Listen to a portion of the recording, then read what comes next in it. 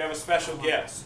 And the best part about our special guest is not only is he coming to give you information, but he's here to give you food. So not only will he feed your head, he'll feed your stomachs. So here's the story behind DennyMike.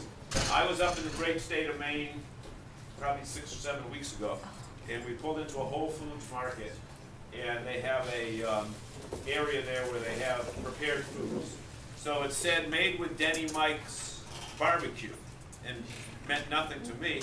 And then I tried it, and I said, this stuff is great. So I went back to the cook. And how many of you have been to go to Whole Foods? You know the way they have all the prepared foods there? Yeah. I went back to the cook and I said, what's this deal with this stuff? He said, well, I said, where can I buy it? That's basically what I said. And he said, well, we've got it right here, et cetera, et cetera. So I bought a bottle of the Hot and Nasty, which is around here somewhere. And I bought a bottle of the Hot and Nasty. And I looked on the back and it had a website. And on the website it had a phone number. So I said, you know what? Normally, anytime people call people is when they want to do what? Complain. And I said, you know, who's the person that handles your marketing? And he said, well, I do. And I said, who's the person that handles your trucking? He said, I do. I said, who's the person that answers your design? He said, I do. And I said, well, you get an A on all of those. So little did I know, we talked for a good 20 minutes, and I said, I like it because it's a little bit different than the Carolina style. And you said right away that obviously I must know BBQ if I know Carolina. And then a couple days later, I get a package of goodies in the mail, which I shared with you. And then you guys wrote to Mr. Sherman, and he's here. And Mr. Sherman, the show is yours. Let's give him a warm ducking. Yeah, I really appreciate A, your interest, and B, certainly an opportunity to come in and get in front of you guys and share with you some of the things that I've learned along the way. How I develop the products, and of course, marketing is a critical component of selling and basically growing a business. Can't grow a business if you don't have some marketing behind it, and the product is, of course, the most important. So where I'll begin by saying I had a real estate project in Old Orchard Beach, Maine, back in '02, and it had a retail space in it, and I didn't really know what to do with it, although it was a series of or a succession of failed eateries. And I said, well, I don't really want to be a failed eatery, so I think I'm going to try to do something that's probably more likely going to work. It was my hometown, actually, and I kind of knew what was there and what wasn't there, and I thought maybe it was a great opportunity to do barbecue, because there wasn't any barbecue in town, and of course back then, I mean, barbecue in Maine, especially in Maine, is like, wait a minute, man, don't they just have lobster bakes and stuff like that?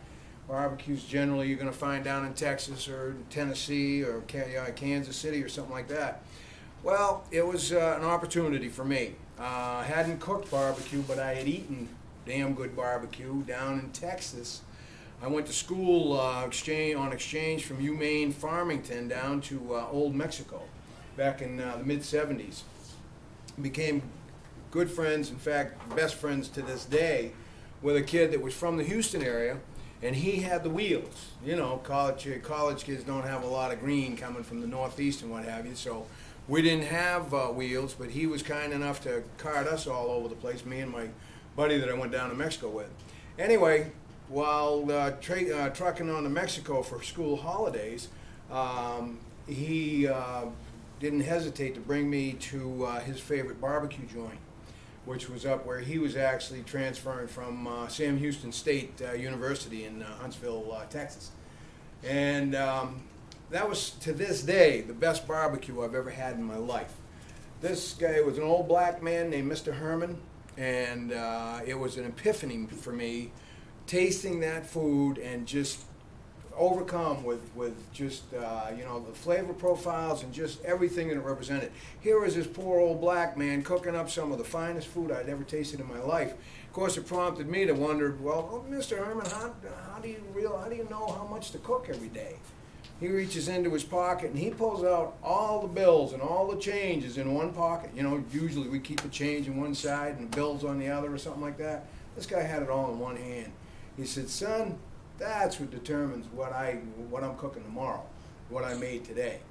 Great story, and you know, I couldn't help but think, jeepers creepers, you could sell a heck of a lot more barbecue if you had some, you know, if you had a little more money.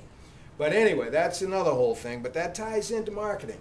And marketing, of course, his marketing was done by word of mouth.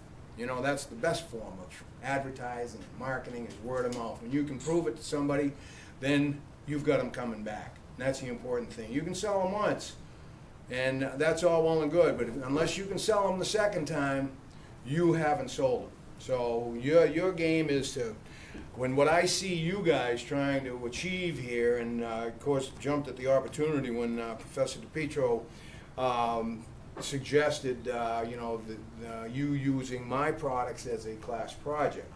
I figured the best thing for me to do is come down and feed y'all.